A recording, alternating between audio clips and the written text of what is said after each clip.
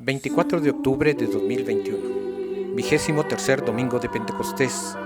Los saludamos con gozo. El Evangelio del día de hoy nos dice que un maestro de la ley se acerca a Jesús y le pregunta por el primero de los mandamientos. Jesús le contesta que es amar a Dios con todo tu corazón, alma, mente y fuerzas. Y el segundo es que ames a tu prójimo como a ti mismo. Y con eso ya no estarás lejos del reino de Dios. Con estas palabras los invito a preparar nuestro corazón para encontrarnos con nuestro Señor y Dios. Alabaré al Señor mientras yo viva. El Señor hace justicia a los oprimidos, da de comer a las hambrientas, libera y levanta a los caídos, protege a débiles y confunde a los malvados. Señor y Padre nuestro, que por medio de tu misericordia nos permites conocerte, concédenos que participemos con gozo y fe en las obras de tu reino. Reviste a tu iglesia con la capacidad de discernir tu obra en medio de los tiempos y oportunidades. Danos la felicidad de serte fieles en la obediencia por amor. Prepáranos en la comunión de la iglesia para conocerte y servirte por Jesucristo nuestro Señor. Amén.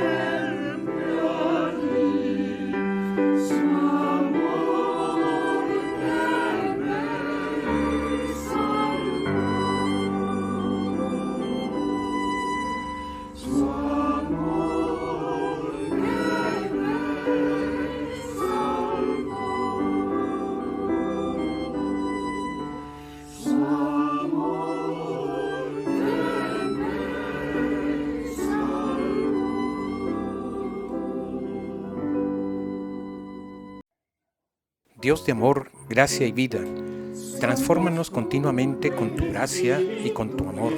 Refórmanos, Señor. Perdónanos por las separaciones en que vivimos como iglesia. Ayúdanos a reparar los vínculos rotos con nuestros hermanos. Que los pecados y las discusiones humanas no separen más a tu cuerpo. Oramos con Jesús. Te pedimos que todos nosotros estemos unidos, como tú, Padre, estás con tu Hijo. También nosotros estemos con ustedes para que el mundo crea. Refórmanos, Señor. Llénanos con tu poder para no ser solamente reformadores de la iglesia, sino de toda la sociedad, dando de comer y beber, dando alojamiento y ropa, visitando a los enfermos y a los que están en la cárcel. Danos tu Espíritu Santo. Conságranos para llevar la buena noticia a los pobres, anunciar libertad a los presos, dar la vista a los ciegos, poner en libertad a los oprimidos y anunciar el año favorable del Señor. Refórmanos, Señor. Gloria a Cristo, su Hijo, que nos da la salvación, y al Espíritu Santo que nos une en comunión, y que somos cristianos lo sabrán, porque unidos estamos en amor.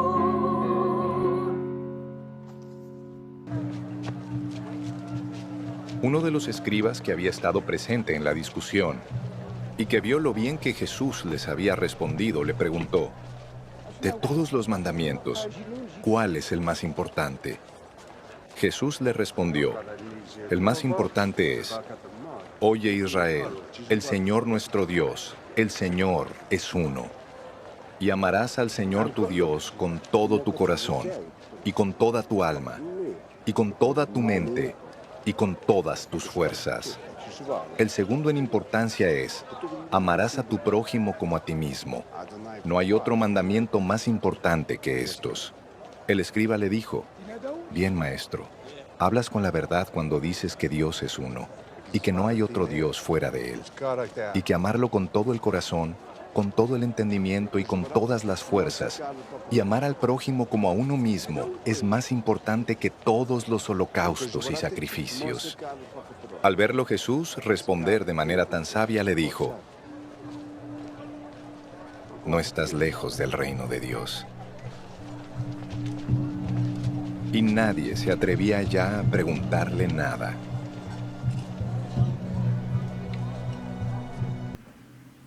Les saludo nuevamente con gozo, con alegría, en este día tan especial en donde una gran parte de la cristiandad celebra la Reforma Protestante, para algunos alegría, para otros incomodidad, pero hoy es un día muy significativo porque hoy Jesús también nos estará enseñando cómo se hacen las reformas y muchas veces estas ocasionan dificultades.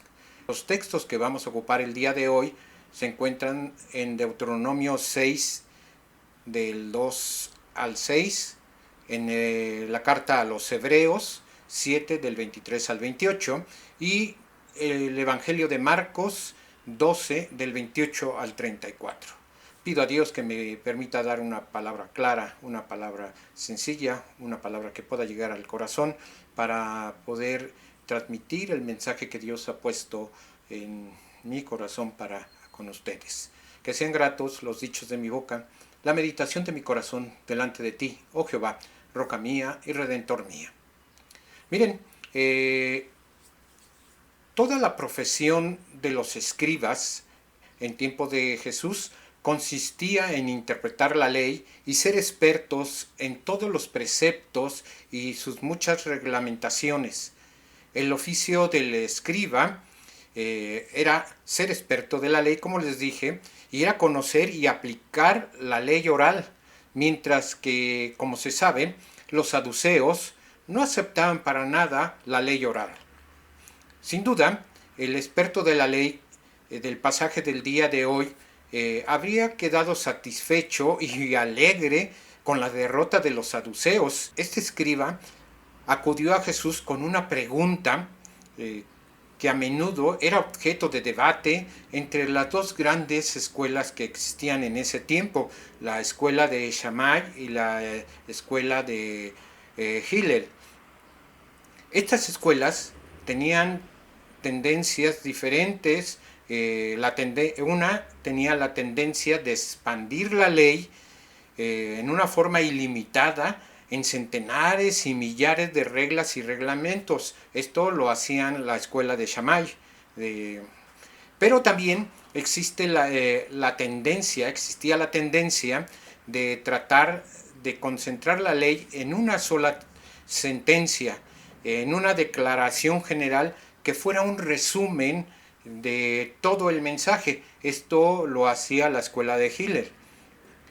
En las escuelas rabínicas del tiempo de Jesús se dice que un alumno del rabino Hillel le pidió que le instruyera en toda la ley mientras permanecía apoyado sobre una sola pierna.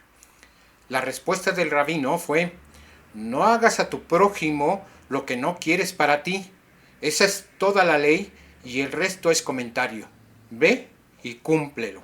Así le dijo este rabino. Otro rabino llamado Akiva ya había dicho: amarás a tu prójimo como a ti mismo. Este es el mayor principio general de toda la ley. Simón, el justo, había dicho: el mundo descansa en tres cosas: sobre la ley, sobre el culto y sobre las obras de amor. Otro rabino llamado Samaí había enseñado que Moisés había recibido en el Sinaí 613 preceptos, 365 según los días del año solar y 248 de acuerdo a las generaciones de los seres humanos. Pero llegó el tiempo de la monarquía y con el rey David, de los 613 preceptos, los redujo a 11. Esto lo podemos encontrar en el Salmo 15, que dice: Jehová, ¿quién habitará en tu tabernáculo y quién morará en tu santo monte? El que anda en integridad, el que hace justicia y que habla verdad en su corazón, el que no calumnia con su lengua, ni hace mal a su prójimo, ni admite reproche alguno contra su vecino, aquel a cuyos ojos el vil es menospreciado, pero honra a los que temen a Jehová, el que aun jurando en daño suyo, no por eso cambia, quien su dinero no dio a usura, ni en contra del inocente admitió cohecho. Después llega el tiempo de los profetas, y vino el profeta Isaías, y de los 11 los redujo a 6. Esto lo podemos encontrar en Isaías 33:15. Él dice: el que camina con justicia y habla lo recto, el que aborrece las ganancias de violencia, el que sacude sus manos para no recibir cohecho, el que tapa sus oídos para no oír propuestas sanguinarias, y el que cierra sus ojos para no ver cosas malas, ese habitará en las alturas. Después de Isaías, vino otro profeta, el profeta Miqueas, y redujo esos 6 a 3. Esto lo pueden encontrar en Miqueas 6:8. Dice así: oh hombre, él te ha declarado lo que es bueno, ¿y qué pide Jehová de ti? Solamente hacer justicia, amar misericordia y humillarte ante Dios. Nuevamente, en el exilio, la escuela de Isaías redujo de estos 3 a 2. Esto lo podemos ver en Isaías 56:1. Y lo dejó así: guardar derecho y hacer justicia.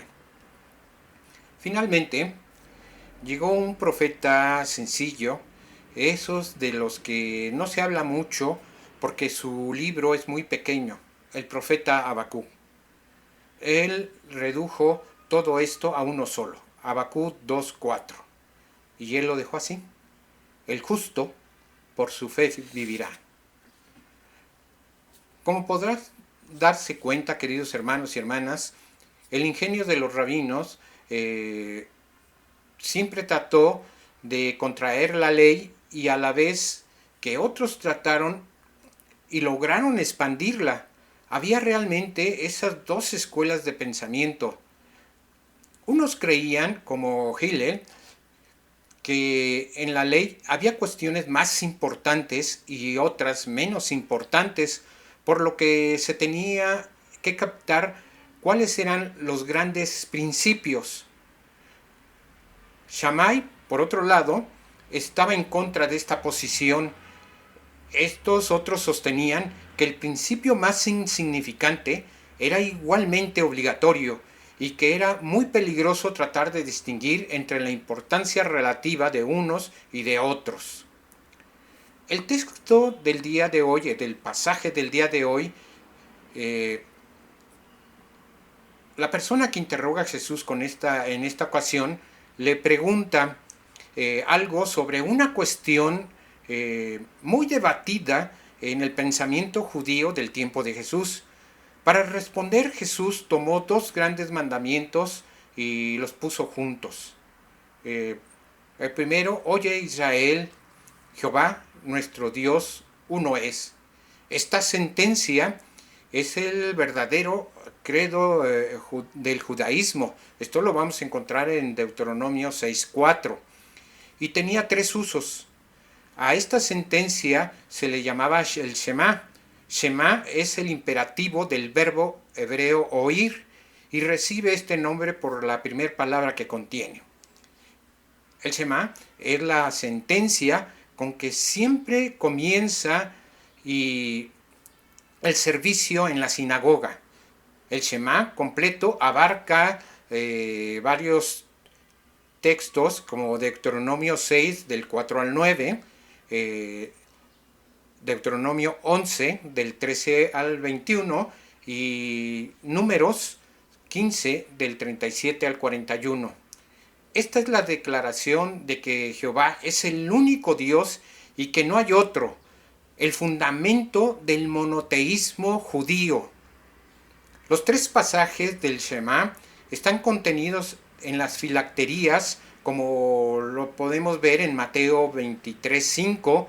Las filacterías eran unas pequeñas cajas de cuero que el judío devoto llevaba siempre en la frente y en las muñecas.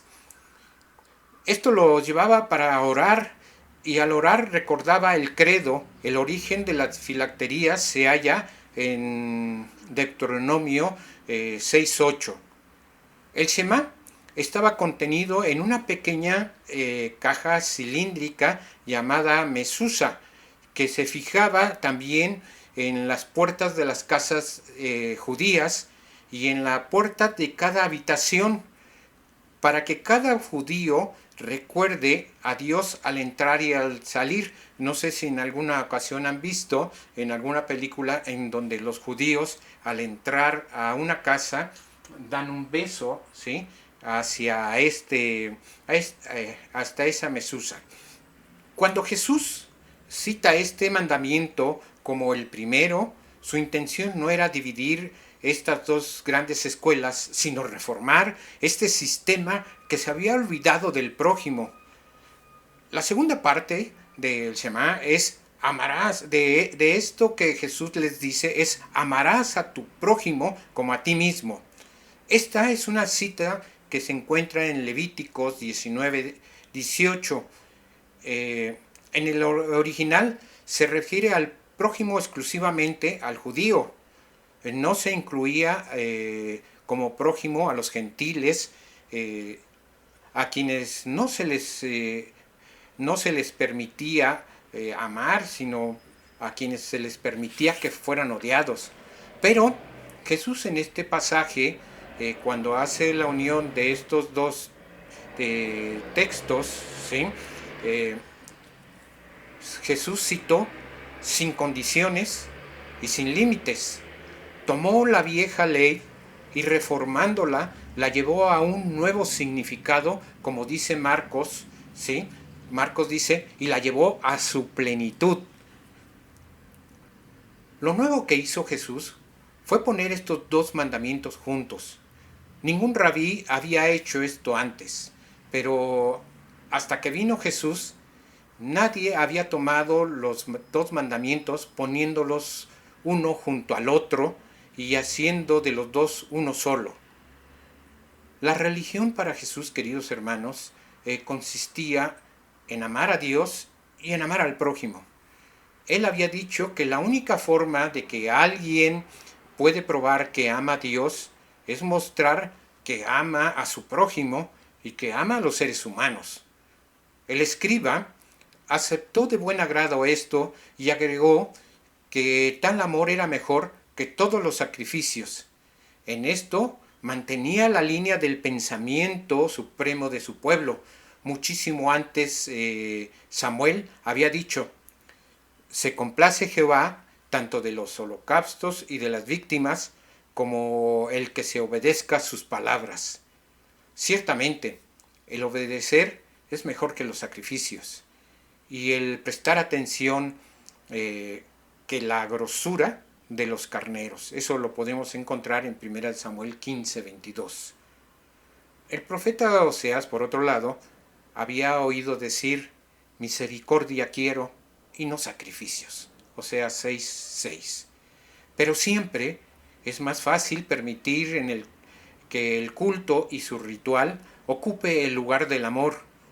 Siempre es más fácil que el culto llegue a ser algo del templo en lugar de ser algo de toda la vida. En tiempos de Jesús, el sacerdote y el levita podían pasar junto al viajero herido porque tenían prisa y no atenderlo, porque tenían que llegar al templo para cumplir su ritual y no hacían nada por ese prójimo que estaba herido. Este escriba, con su contestación, había dejado ver que se había colocado por encima de sus contemporáneos y por eso simpatizó con Jesús. Quiero imaginar en este momento la mirada de amor y de aceptación de Jesús al decirle, ya que has ido tan lejos, yo creo que le preguntó, ¿no quieres recorrer todo el camino y aceptar mi manera de ver las cosas y ser entonces un verdadero ciudadano del reino? Miren, queridos hermanos, que Dios permita que cada uno de los que estamos escuchando este mensaje seamos verdaderos ciudadanos del reino, cristianos que reconocemos a Jesús porque amamos a Dios y porque amamos a nuestro prójimo, a nuestra pareja, a nuestros hijos, a nuestra familia, porque amamos a nuestros amigos, porque amamos en sí al ser humano. Que Dios les bendiga y Dios les guarde. Señor, reforma a tu iglesia, Dios de la fe que justifica, nos perdona, nos reconcilia y nos incorpora a tus actos de justicia en el mundo. Reforma la fe de tu iglesia, de manera que podamos creer, confiar, esperar y trabajar por la justicia, la paz y la integridad de la creación. Dios de las Escrituras, que te revelas en el testimonio de tus actos de amor y no en palabras muertas, reforma el mensaje de tu iglesia para que nuestro testimonio sea tu palabra viva y vivificante. Dios de la gracia, que sobrepasa toda ley y todo sistema opresor, que nos acoge y nos acepta, que sana nuestras heridas, reforma nuestro corazón para ser una iglesia de gracia y perdón que promueva la libertad, la vida digna, la vida plena. Amén.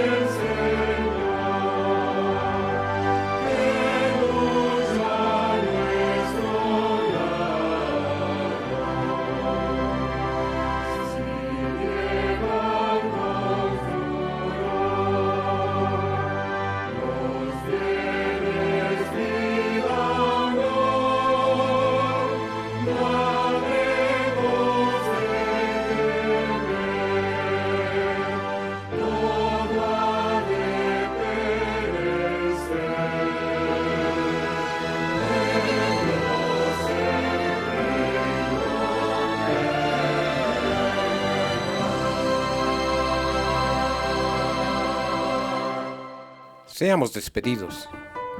Dios, en tu gracia, transforma el mundo para hacer nueva la faz de la tierra, para hacer brotar la fe en medio de las dudas, para hacer crecer la esperanza en medio de los temores, para hacer reinar el amor en medio de la violencia, e infúndenos los dones del Espíritu, para que seamos señales del reino de justicia y de paz. Amén.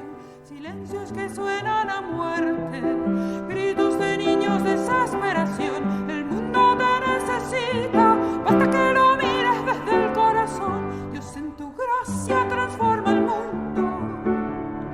Libéralo, Dios, en tu gracia convierte al mundo. Y sánalo, Dios, en tu gracia transforma al mundo. Libéralo, Dios, en tu gracia convierte al mundo. Y sánalo. El mundo, Dios, gira y gira, aún sin saber hacia dónde va. Dale tú un nuevo rumbo, camino a la vida, a la libertad, dejando atrás la desidia. Nuevos senderos pueden nacer, el mundo te necesita y tu inmensa gracia lo hará crecer. Dios, en tu gracia transforma el mundo. Renuévalo, Dios, en tu gracia convierte al mundo. Recréalo, Dios, en tu gracia transforma al mundo. Renuévalo, Dios, en tu gracia convierte al mundo. Recréalo. Misterio, esperanza, el mundo es en tus manos, barro de amor, semilla sembrada al viento, que anuncia un tiempo de sanación, un suelo que abraza la vida.